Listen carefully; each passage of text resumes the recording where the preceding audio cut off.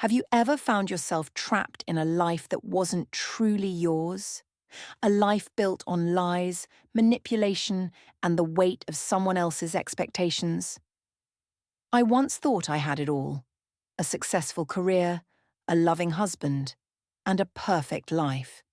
But what I didn't realize was that everything I had worked for was quietly being taken from me, piece by piece. This is my story, a story of betrayal, courage, and the journey to reclaim my life and my independence. It all started with a phone call I never expected, a job I was denied, and a realization that shook me to my core. Let me take you through the moment when everything changed. I got a call from the hiring manager. "Your husband declined the job offer for you," she said. Shocked, I rushed home. He smirked, saying the role was too demanding and that he recommended his new girlfriend instead. Then he slid a paper toward me. "Sign the divorce papers, not the offer letter." My coffee went cold as I stared at my phone, certain I had misunderstood. "I'm sorry, could you repeat that?" I managed, barely above a whisper. "Mrs. Bennet, as I said, we were surprised when your husband called yesterday to decline the senior marketing strategist position on your behalf." Diane Reynolds, Horizon Marketing's hiring manager, sounded genuinely confused. "He mentioned that you both discussed it and decided the role would be too demanding given your personal priorities." If you've ever had that moment when your world flips upside down in an instant, you'll understand what I felt in that moment. My heart raced as I heard the words. 8 months of marriage, and James had never mentioned receiving a call about my job offer, the job I'd secretly interviewed for, the escape route I had been plotting.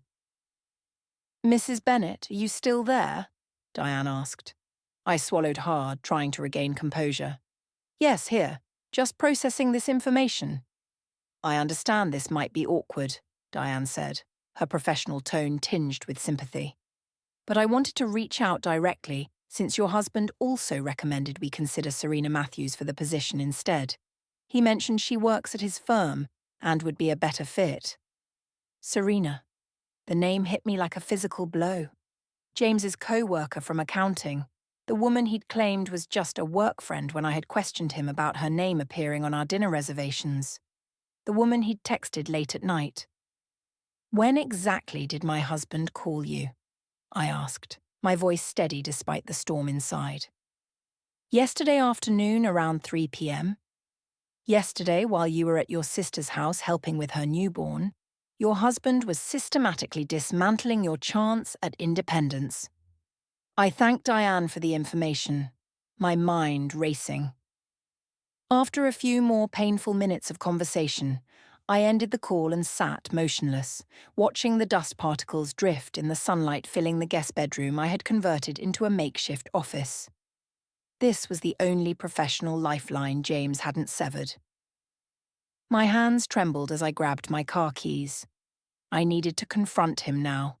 No waiting until his usual arrival time. No giving him hours to fabricate more lies. The garage door opened with a mechanical hum, revealing my sensible sedan, a downgrade from the sports car I'd owned before marriage. Another practical choice James had nudged me toward. I backed out of the driveway, nearly clipping the mailbox in my distraction.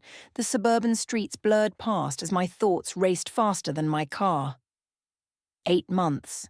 How had I missed the signs? The memories came flooding back with new context. Our whirlwind romance after meeting at a charity gala, his persistent pursuit, lavish gestures, and the charming way he had won over my friends and family. Then, the subtle shifts after our honeymoon. His increasing comments about my demanding work schedule, his concerns about my stress levels, his suggestions that I take a break to focus on building our home. I stopped at a red light and caught my reflection in the rearview mirror, pale with wide, disbelieving eyes. Gone was the confident marketing director who had led campaigns for Fortune 500 companies. In her place sat a woman who had gradually surrendered control of her life, one seemingly thoughtful suggestion at a time. The light turned green, and I accelerated. remembering 3 months ago when James had surprised me by paying off my car loan, effectively removing my name from the vehicle's ownership. His generous gesture now revealed itself as another invisible chain. Months ago, I had started secretly applying for jobs using my sister's address on the applications. The interview with Horizon had felt like oxygen after months of drowning. I had been careful, using library computers, creating a new email account, scheduling interviews when James was at work. Yet, somehow, he knew. I turned onto Maple Drive, our street lined with identical luxury homes and manicured lawns. When we moved in, I had been charmed by the established neighborhood. Now, I saw only a beautiful cage. As I approached our house, memories of my former career flooded back. The corner office I had earned, the team I built and mentored, the respect I had commanded. All of it gradually sacrificed for a marriage that now revealed itself as a calculated power play. James had never directly told me to quit. Instead, he'd orchestrated a tapestry of small concerns. Wouldn't it be nice to have more time together? Isn't the commute draining your energy? Don't you deserve a break after working so hard for so long? Each question delivered with apparent love, each sacrifice framed as my choice. I slowed as our house came into view. Colonial style with dark blue shutters and pristine landscaping, the silver BMW James insisted upon, parked in the driveway. He was home early. My phone buzzed with a text. "Where are you?" "We need to talk." My stomach tightened. Did he know that Diane had called me? Was that why he was home at 2 p.m. on a Wednesday? I parked behind his car, blocking him in. A small, petty act of defiance that gave me a fleeting sense of control. For several minutes I sat motionless, gathering my courage, rehearsing what to say. The James I had married would never have sabotaged my career or made decisions behind my back. That man didn't exist. Perhaps he never had. Through the front window, I saw James pacing in our kitchen, phone to his ear, gesturing emphatically. His posture, confident, untroubled, ignited a spark of anger that cut through my shock. I checked my appearance in the visor mirror, wiping away a smudge of mascara and straightening my shoulders. Whatever awaited me inside would fundamentally change my life. I needed to face it with dignity. The walk from my car to the front door felt like crossing a battlefield. Each step required conscious effort. My key turned in the lock with a familiar click, now sounding ominous instead of welcoming. As I pushed open the door, I caught the end of James's phone conversation. "Don't worry about it," he was saying, his voice casual, almost amused. "She doesn't suspect anything. I'll see you tonight." He turned at the sound of the door. His expression shifted seamlessly from secretive to concerned husband. The performance was flawless, and I wondered how many times I had watched this transformation without recognizing it for what it was. "Emily," he said, pocketing his phone smoothly. "You're home early." I stepped into the house, closing the door behind me. The sound felt final, like the closing of a chapter. James tilted his head, his gaze studying my face with the same calculating look I had once misread as thoughtfulness. "I got a call today," I said flatly, watching for any sign of recognition or guilt in his expression. His face remained neutral, but his right hand, the one not holding his phone, tightened briefly at his side. It was subtle, barely noticeable, but I caught it. "Oh," he replied, his tone a picture of innocence. "From who?" "Diane Reynolds from Horizon Marketing," I replied, keeping my eyes locked on his face. For just a split second, his confident mask cracked.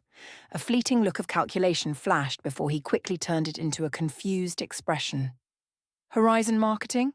he repeated, leaning casually against the marble kitchen island. "Why would they be calling you?"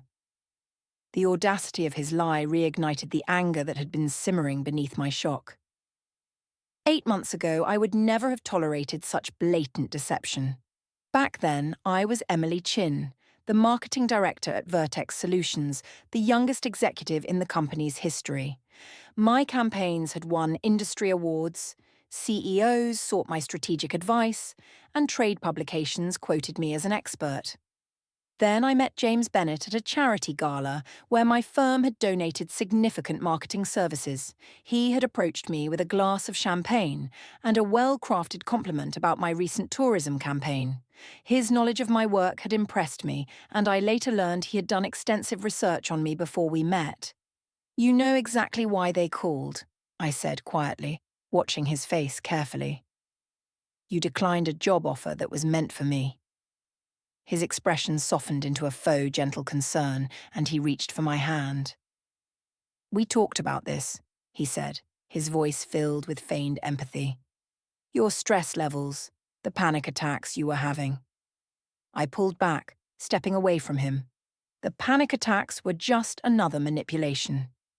I'd had exactly one anxiety episode after working 3 consecutive all-nighters for a major product launch, an incident James had witnessed and repeatedly referenced. Over time, he inflated that single episode into a supposed chronic condition that required me to make lifestyle changes. "I never applied there," he continued smoothly, his voice casual. "There must be some misunderstanding."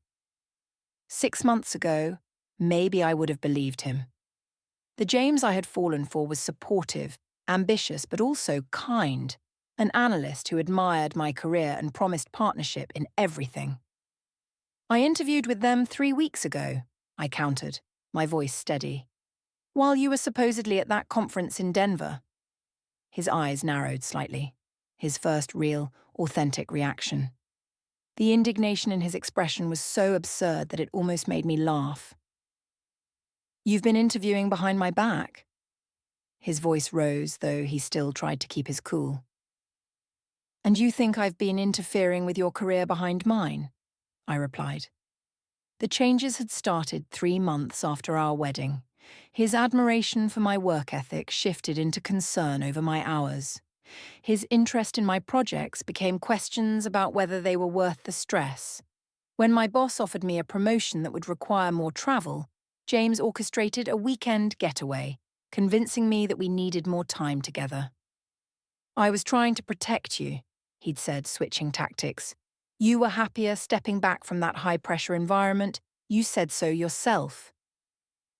Perhaps I had said that, but those words came after weeks of him subtly undermining my confidence, pointing out every minor workplace frustration while minimizing my achievements. His campaign was so gradual, I barely noticed it happening. 2 weeks after I declined the promotion, my boss hired my replacement. 3 weeks later, restructuring eliminated my position entirely. It seemed like a coincidence, but I now questioned it. James comforted me, suggesting that this was an opportunity to reset, with his income being sufficient for us to maintain our lifestyle. "Why not take time to reassess your priorities?" he had suggested. "My former colleagues called last month," I said, watching his reaction. "They're launching a new agency and wanted me on the founding team." His jaw tightened. "Those calls upset you," he said, as if that explained everything. "You were restless for days afterward." "I was restless because I realized how much I missed my work," I countered, my voice now steady with the clarity that came from understanding the truth. How much I missed being valued for my mind, not just for keeping our home perfect. The isolation had been so gradual. First, James suggested we move to an upscale neighborhood, beautiful, but a 40-minute drive from my closest friends. Then, he started criticizing my college roommate. "She always seems to call when we're having dinner." Or, my mentor, "Doesn't she seem a bit competitive with you?" And my sister, "She's so negative about her marriage." One by one, my connections weakened. Holiday cards replaced weekly texts. CES messages replaced phone calls. James filled the void with his own friends and colleagues. "That's unfair," he said, his expression hardening. "I've supported you taking time to find what truly makes you happy." "What makes me happy is what has always made me happy," I said, the words coming out with newfound confidence. "Building campaigns that resonate, leading teams, solving creative problems. You never supported that. You systematically dismantled it, 3 weeks ago, I had used my sister's computer to apply for Horizon Marketing's senior strategist position. The rapid response suggested my reputation hadn't completely faded. The interview, conducted while James was supposedly at a late meeting, felt like rediscovering a vital part of myself. "You're being dramatic," James said dismissively. "I've done everything to make your life easier." "By controlling every aspect of it," I shot back. "By isolating me from my support network. By making financial decisions that leave me dependent on you." His expression shifted then, the mask slipping to reveal something far colder. "You want to talk about financial decisions?" he asked, his voice suddenly cold. "The joint account I set up to simplify our lives? The investments I manage for our future? The mortgage I qualified for?" Everything he had once framed as a benefit now felt like a trap. "I earned 6 figures for 5 years before meeting you," I said. "Where did that money go?" "To our life together," he answered smoothly, his voice unwavering. "To building something meaningful." But I had been rebuilding too, secretly. The Horizon position would have been my foundation.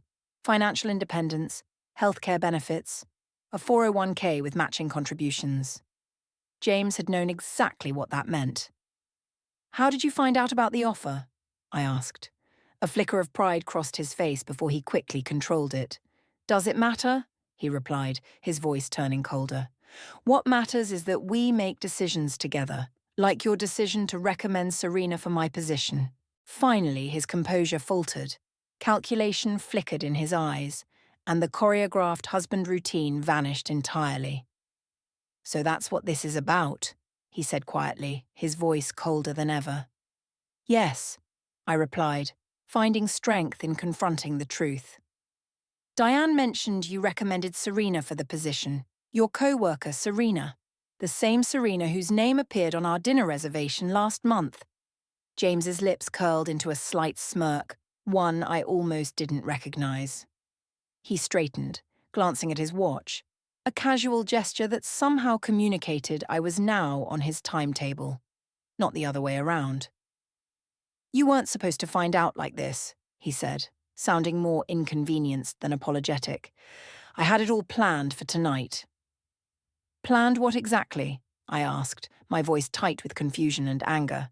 Instead of answering, he walked over to his briefcase on the counter, the expensive leather one I'd gifted him for Christmas, and retrieved a manila envelope. My stomach clenched as he placed it on the kitchen island, the same sleek marble surface where we'd shared breakfast just hours ago, where we'd planned our dream vacation to Greece last week, and where he'd kissed me goodbye 7 hours ago, promising to pick up dinner on his way home. "Serena and I have been seeing each other for 3 months," he said, matter-of-factly, as if he were discussing a simple business matter. "She understands my ambitions in a way you never could." The casual cruelty of his words hit me harder than any physical blow. 3 months. 3 months while I cooked his favourite meals, while I redecorated our home office to his specifications, while I attended his company events, charmed his colleagues, and even worked on that job at Horizon, which seemed like a convenient opportunity. He shrugged.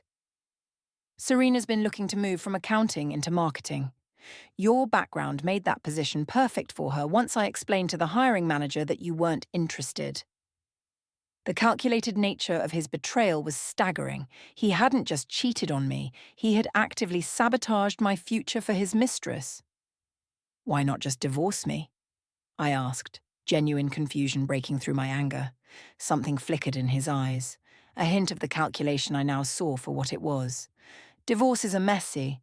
I wanted to ensure certain arrangements were in place first." My gaze fell to the manila envelope and he nudged it toward me. "Divorce papers," he confirmed, his tone as indifferent as ever. "Already drafted. My lawyer assures me they're quite reasonable, given the circumstances." "What circumstances?" I asked, my voice distant even to myself. He continued, unfazed. "Our prenuptial agreement specified fidelity. Since you've been pursuing employment without my knowledge or consent, against our agreed arrangement, you've breached our contract." His tone was almost bored. "Section 3, paragraph 2. You can check it if you'd like. The prenup, the one his family's lawyer had presented days before our wedding, the one James had assured me was standard protection for his family's assets, the one I signed without reviewing because I trusted him implicitly.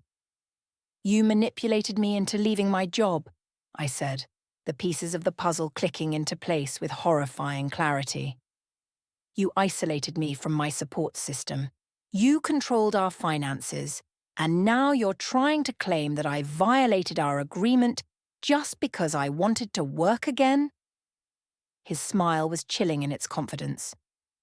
Your signature is on every document, Emily, including the postnuptial amendment stating that career decisions would be made jointly. The amendment was from 6 months ago, presented as a simple update while we refinanced our mortgage. I signed it, along with a dozen other documents, trusting him to explain anything important. That can't be legal, I whispered, disbelief rising in my throat. Ask any attorney, he replied. I'll even pay for yours. It's in the settlement offer. He gestured to the envelope. $10,000 for legal fees. Very generous, given the circumstances. I stared at him, searching for any trace of the man I thought I knew. There was nothing, no remorse, no conflict, not even the satisfaction of victory. Just efficient execution of a well-planned betrayal. Did you ever love me? The question slipped out before I could stop it. He seemed to consider it, tilting his head slightly. You were an excellent choice at the time. Successful, well-connected, physically attractive. The perfect accessory for the life I was building. His gaze became appraising.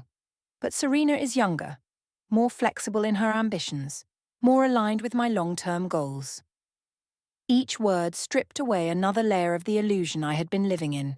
This wasn't a failed relationship. It was a calculated deception from the very start. How many others were there? I asked, my mind racing through the suspicious late nights, unexplained weekend conferences and lies. Does it matter? He glanced at his watch. I have dinner reservations at 7. I'd appreciate it if you could review the papers now. I didn't reach for the envelope. Instead, I looked around our kitchen. The expensive appliances I had researched for months, the custom cabinets I selected, the family photos I had carefully arranged, all part of an elaborate stage set for a performance of domestic bliss he never intended to last. You never intended for this to last, I realized aloud. Everyone's a stepping stone to someone, Emily. He slid the envelope closer to me. This offer expires at midnight. After that, things become considerably less generous. My hands trembled as I finally picked up the envelope. Inside was a thick stack of papers with yellow sticky tabs marking the signature lines. Flipping through, I caught fragments of legalese. All rights forfeited, claim to assets not to be pursued, and at the very end, a check for $110,000, the price James had placed on my dignity. At the back of the document was a summary page with 2 signature lines. The first, marked with an X, was for me. The second already bore James's confident signature, the same one I had watched him practice on our marriage license. You've been planning this for weeks, I said, the timeline now clear. The offer was 3 weeks ago. You've known since then. I've known we weren't compatible for much longer than that, he corrected me. The horizon opportunity just accelerated my timeline. He reached into his pocket and slid a pen across the island. It was the Mont Blanc I had given him for his birthday, engraved with his initials. Sign the papers, Emily, he said, a smirk returning to his face. Not the job offer. This one. One signature and you can start fresh. 10,000 is enough for a decent apartment while you figure things out. Something cold and clarifying washed over me. The man standing before me had orchestrated every aspect of my professional destruction, my financial dependence, my social isolation, all while setting the stage for his seamless transition to a younger, more compliant replacement. He had weaponized my trust, used my signature against me, and now expected me to quietly accept defeat. I reached for the pen, my fingers closing around the cool metal that once symbolized our future. James's expression shifted towards satisfaction. "Where should I sign?" I asked, my voice calm. "Just initial here," James said, pointing to the first tab, and sign on the last page. I held his Mont Blanc pen, feeling its weight in my hand. The pen that had once been a symbol of his love now felt like a tool of betrayal. Instead of signing, I slipped it into my pocket. "I think I'll need to review these documents more carefully," I said, gathering the papers. "Perhaps with my own attorney." A flash of irritation crossed his face. "The offer expires at midnight, Emily." "Then I have approximately 5 hours," I replied, surprised by the calmness in my own voice. "If you'll excuse me, I need some time alone." Before he could object, I turned and walked toward the stairs, the divorce papers clutched against my chest. His phone rang, most likely Serena wondering why he was running late for their dinner reservation. I heard him answer as I climbed the stairs to his home office. "Yes, slight delay. She's being difficult. No, nothing to worry about." His voice faded as I closed the office door behind me. This room had always been his sanctuary, the one place in our home where he insisted on privacy. Now, I understood why. I sat at his desk, my hands trembling with a mix of anger and determination. The computer was in sleep mode, the same computer he often left unlocked because he trusted me completely. I moved the mouse and the screen lit up. No password prompt appeared. His email was still open. The first message in his inbox made my blood run cold. From Leonard Harrison, family attorney, subject, dissolution strategy, date, 3 weeks ago. It began, "James, as discussed, the postnuptial amendment gives us solid footing. However, be cautious about leaving evidence of deliberate career sabotage, as courts may view this unfavourably despite our contractual protections.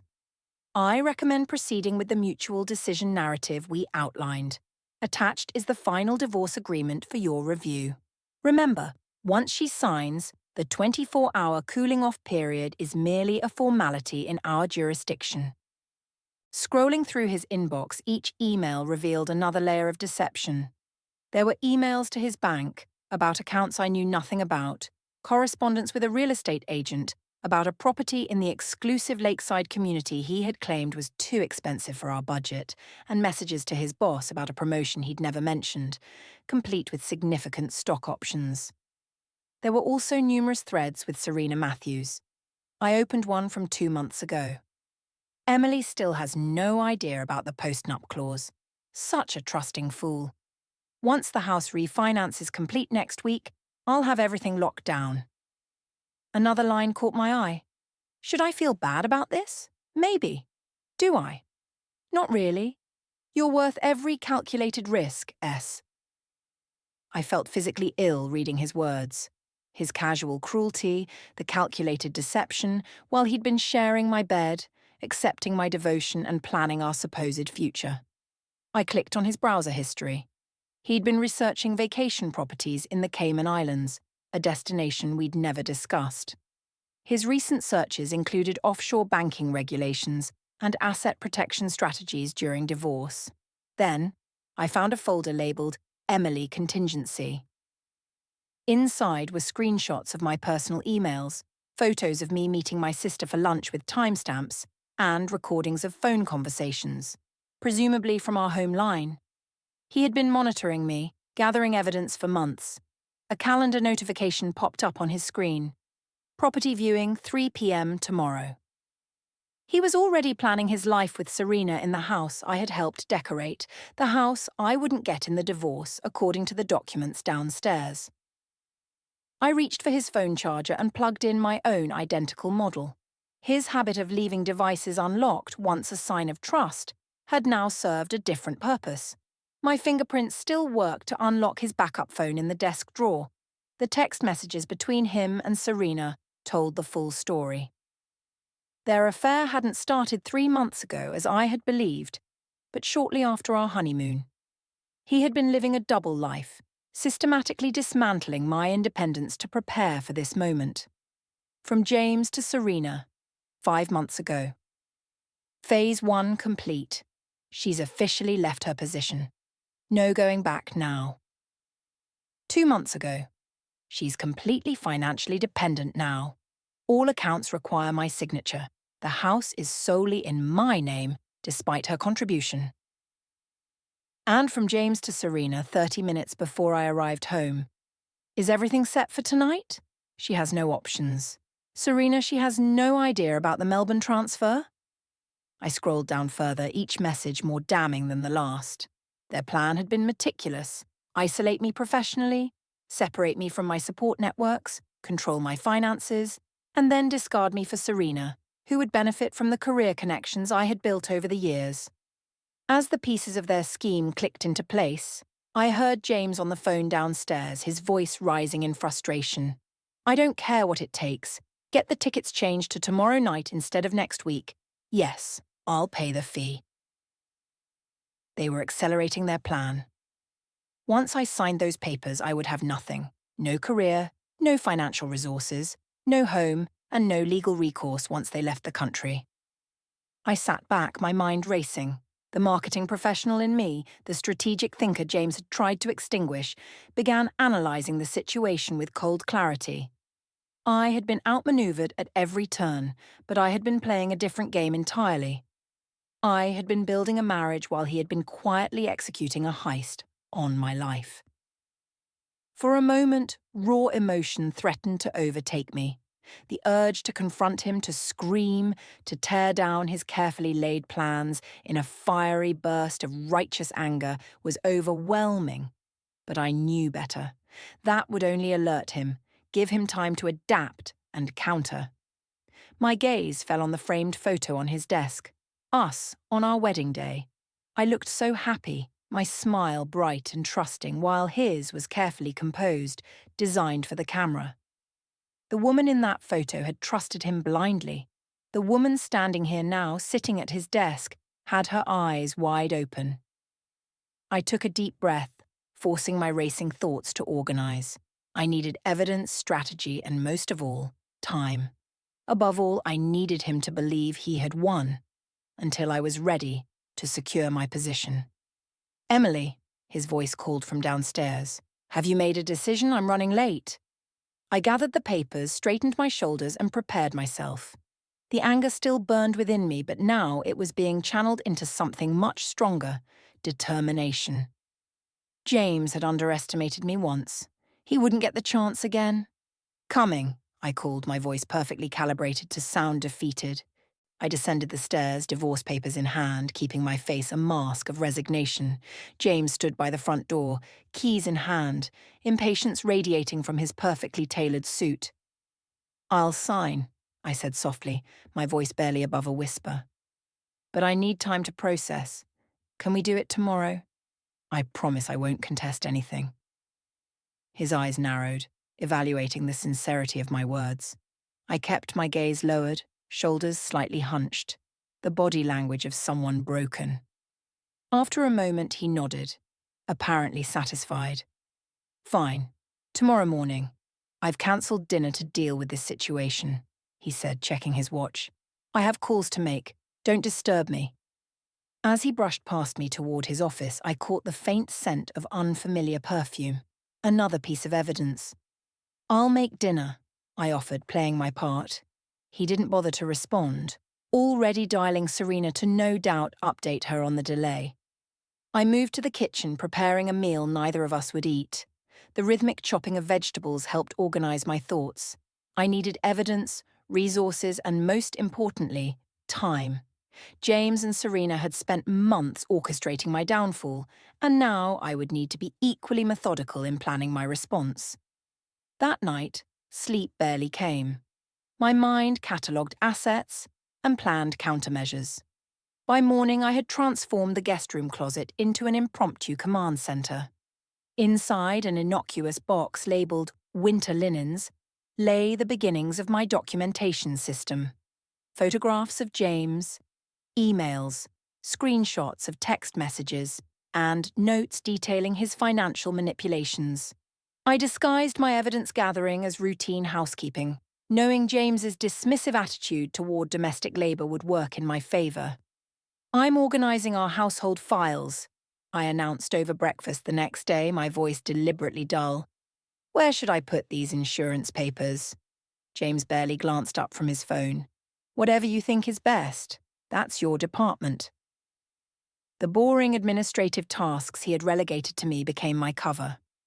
Each day, I documented more evidence under the guise of household management. I created a detailed spreadsheet ostensibly tracking our household expenses, but in reality, I was mapping every financial account I could identify, including the hidden ones I'd discovered in his emails. I signed the divorce papers, as promised, but with a barely perceptible modification to my signature, enough that I could later claim duress if needed. In his arrogance, James didn't notice, and he filed them immediately, starting the clock on our dissolution. I had precisely 90 days before the divorce would be finalized. One evening, I casually mentioned, "I might reconnect with some old friends, now that we're separating. I could use the emotional support." "Good idea," he agreed without looking up from his laptop, "as long as you maintain our privacy. Family matters should stay private." His condescension was my opening. I reached out to Myra, my former creative director, suggesting coffee just to catch up. We met at a cafe far from our neighborhood, where I carefully steered the conversation toward mutual connections. "Actually, I've been thinking about freelancing again," I said, my voice deliberately hesitant. "Just small projects while I figure things out." Myra's enthusiasm was genuine. "Are you kidding? Clients still ask about you. The Westfield campaign you led is still referenced in industry meetings." I blinked back unexpected tears. "Really? I thought everyone would have forgotten about me." "Impossible," she assured me. "Want me to put out some feelers? Nothing formal, just letting people know you might be available." Thus began my careful rebuilding of professional connections. Each coffee meeting, each casual industry lunch, was meticulously planned to avoid James's notice. I scheduled them during his standing meetings, kept my conversations off our home network, and maintained my outward appearance of a wife coming to terms with her failed marriage. The financial independence piece was trickier. James monitored our joint accounts, and any significant withdrawals would alert him. Instead, I began a campaign of microscopic actions. Purchasing groceries slightly over budget, requesting small amounts of cash back, selling used household items for cash through local consignment stores, and offering to do small marketing consultation projects for Myra's connections, asking to be paid in cash to avoid tax complications during the divorce. Each cash payment went into a safety deposit box at a credit union where James had no connections. I opened it under my maiden name, using my sister's address. The growing emergency fund represented freedom. Reconnecting with my sister required particular caution. James had successfully isolated me from her with subtle criticisms about her negative influence. I waited until he was away at a weekend golf tournament to invite her over. "I'm organizing family photos," I explained when she arrived, giving her a significant look. Once inside, I turned on music and whispered my situation. Her horror quickly transformed into determined support. "Use my address for anything you need," she insisted. "Stay with me when you're ready to leave." Week by week, I expanded my invisible infrastructure while maintaining the facade of a defeated wife. I tracked James's schedule meticulously, noting patterns and creating pockets of time for my preparations. I practiced using public transportation routes that could get me quickly to my sister's home if needed. I gathered important documents: birth certificates, passport, professional certifications, and secured them off-site. The most challenging aspect was maintaining emotional equilibrium. Each night, I lay beside the man who had systematically betrayed me, breathing evenly, pretending to sleep while my mind worked through contingencies. Each morning I prepared his favorite breakfast, smiling blandly when he bothered to acknowledge me. I attended his work functions, playing the dutiful wife, while mentally noting which colleagues might later verify his unethical behavior. James mistook my quiet efficiency for resignation. He grew increasingly careless, leaving more evidence of his affair and their future plans. His phone calls with Serena became less guarded. The Australian transfer paperwork appeared in his briefcase. Their timeline accelerated. They now planned to leave immediately after our divorce was finalised. "You're handling this better than I expected," he commented one evening, almost sounding impressed. I gave him a sad smile. "What choice do I have? I'm just trying to be practical." He nodded, apparently satisfied with my apparent surrender. "That's wise. A clean break is best for everyone." As I watched him return to his phone without a flicker of remorse, a cold clarity washed over me. This man had never loved me. I had been nothing more than a strategic acquisition, used for my professional connections and discarded when I no longer served his purpose. The realization should have devastated me, but instead it crystallized my resolve. I walked toward the kitchen, ostensibly to prepare tea, but as I caught my reflection in the window, I barely recognized myself. Calm, focused, determined. Yet, I felt more like myself than I had in months. Patience had become my weapon. Each day I appeared defeated was another day to strengthen my position. Every moment of feigned submission was an investment in my ultimate liberation.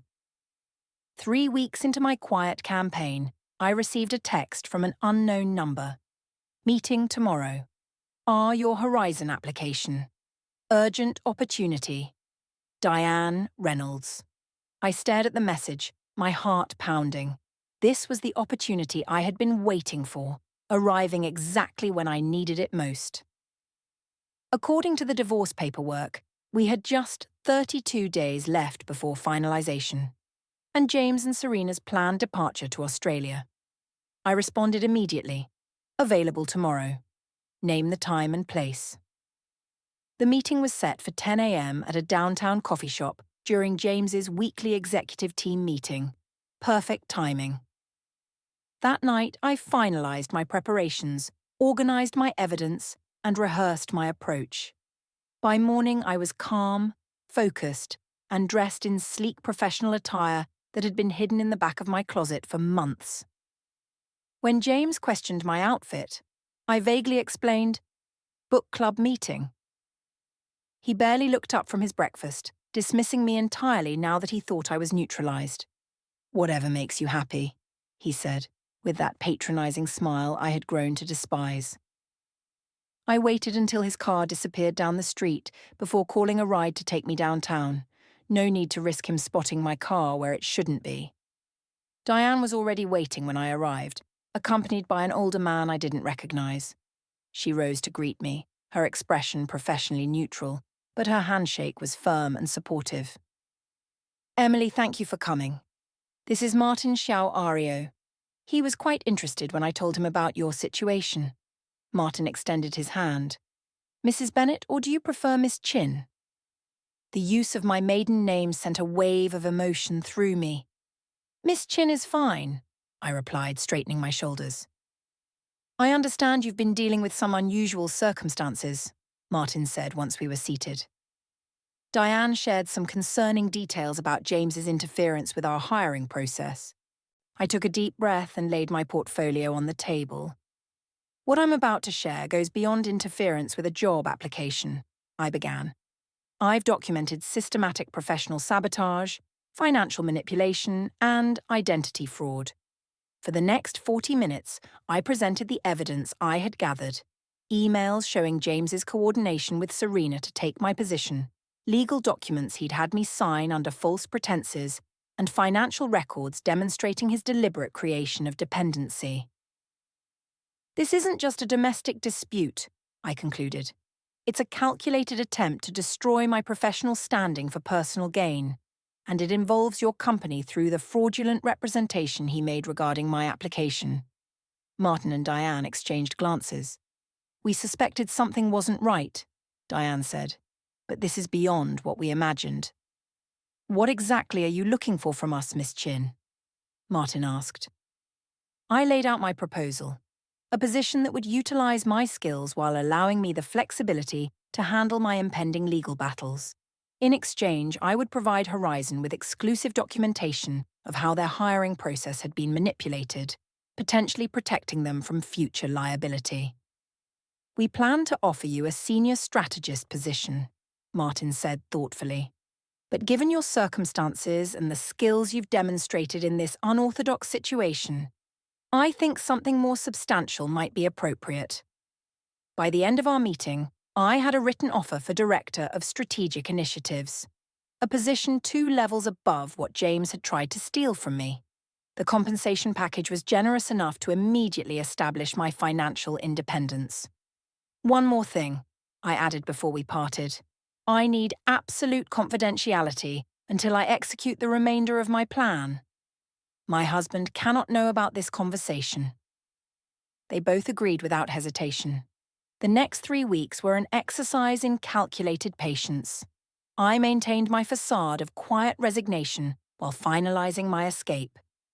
I secured a small apartment using my emergency fund, transferred essential items to my sister's house in small, unnoticeable batches, and prepared legal counters to James's divorce strategy with an attorney recommended by Horizon's legal team.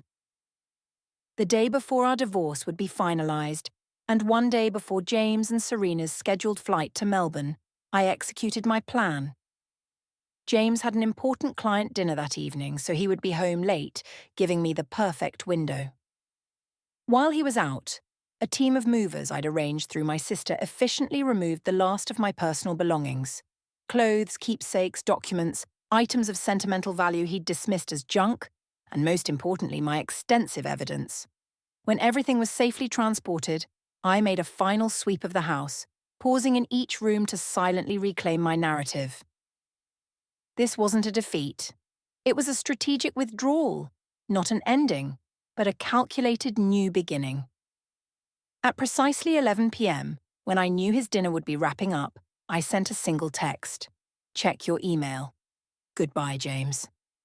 The email contained 3 attachments: my counterfiling to his divorce petition, complete with evidence of his fraud; a cease and desist letter from my attorney regarding his unauthorized use of my professional credentials; and a press release from Horizon Marketing announcing my appointment as their new Director of Strategic Initiatives. The subject line read simply: "You underestimated me." I had settled into my sister's guest room when his calls began. First angry, then increasingly desperate as the implications of my counter-moves became clear. I didn't answer. Instead, I forwarded each voicemail to my attorney as additional evidence of his character. By 8 a.m. the next morning, I walked into Horizon Marketing's headquarters for my first day, carrying a confidence no one could take from me. By noon, my attorney had successfully filed for an emergency injunction preventing James from leaving the country while our financial matters were being investigated. By 2 p.m., his family's attorney, the one who had crafted the manipulative prenup, had reached out, requesting a settlement conference. "He's panicking," my attorney explained. "The evidence you've compiled is damning. His firm's ethics committee has opened an investigation based on your documentation." 2 months later, I sat in my new office, overlooking the city skyline, reviewing the final settlement agreement. James had conceded to every demand, rather than face a public trial that would expose his actions. The house was being sold, and my full share of equity was restored. The financial accounts he had hidden were divided fairly, and most satisfyingly, his Australian transfer had been rescinded pending the conclusion of his firm's internal investigation. As for Serena, she disappeared from his life as quickly as she had entered mine, unwilling to attach herself to a sinking ship. The last I heard, she was pursuing positions at firms far removed from both James and me. I signed the final divorce papers with my confident, unmodified signature. As I handed them to my attorney, I felt the weight of the past year finally lift from my shoulders. "What will you do now?" my attorney asked. I glanced at the marketing campaign spread across my desk. "My first major project as director is already generating industry buzz." "Live on my terms," I replied. "Build something meaningful. Remember the lessons, but don't let them define me." Later that evening, I stood on the balcony of my new apartment, watching the sunset paint the sky in shades of possibility. The betrayal had nearly destroyed me, but the woman who emerged from its ashes was stronger, wiser, and irrevocably free. I had reclaimed not just my career or my finances, but something far more precious, my future unbounded and entirely my own.